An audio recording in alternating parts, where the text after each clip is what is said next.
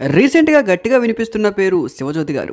Betting apps promote చేశారంటూ ఇప్పటికే social మీడియాలో శివజ్యోతి గారి పేరు మారుమోగిపోతోంది. ఇన్ని రోజులు తన పేరు ఎక్కడా వినిపించలేదు. కానీ దాదాపు 2 రోజుల నుంచి ఎక్కడ మీడియా ఛానల్లో చూసినా కూడా యాంకర్ శివజ్యోతి గారి పేరు తెగ వినిపిస్తూ ఉంది. టైం చూసుకొని శివజ్యోతి గారిని పర్సనల్ గా టార్గెట్ చేస్తున్నారా? అసలు శివజ్యోతి గారిని టార్గెట్ చేయవలసిన అవసరం ఏముంది?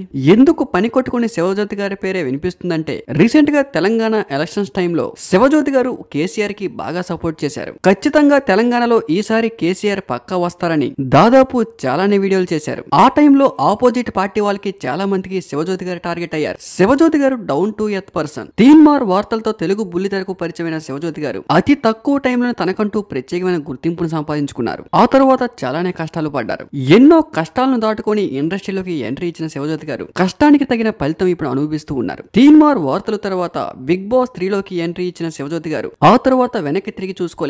బిగ్ బాస్ నుంచి శివజ్యోతి గారు బయటికి వచ్చిన తర్వాత కొద్ది రోజులు TV9 లో వర్క్ చేశారు. కానీ ఆ న్యూస్ అంతగా వర్కౌట్ కాలేదు. తరువాత తనే సొంతగా ఒక ఛానల్ పెట్టుకొని అందులో తీన్మార్ వార్తల టైప్ లో కొన్ని వార్తలు చెప్పడం మొదలు పెట్టారు. కొద్ది రోజుల్లో అవి కూడా ఆపేశారు.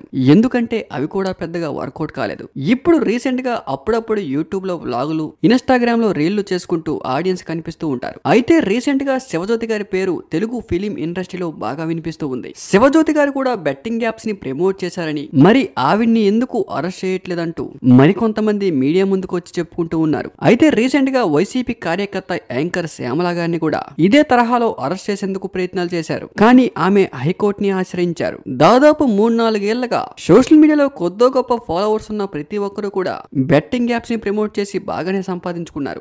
ఇప్పటికే చాలా మంది వాళ్ళని నమ్మి ఇన్వెస్ట్ చేసి సంకనాకి పోయారు. కానీ ఇప్పుడు అందరికీ కళ్ళు తెరిచాయి. మరి ఇన్ని రోజులు ఏమైపోయారో అర్థం కావట్లేదు.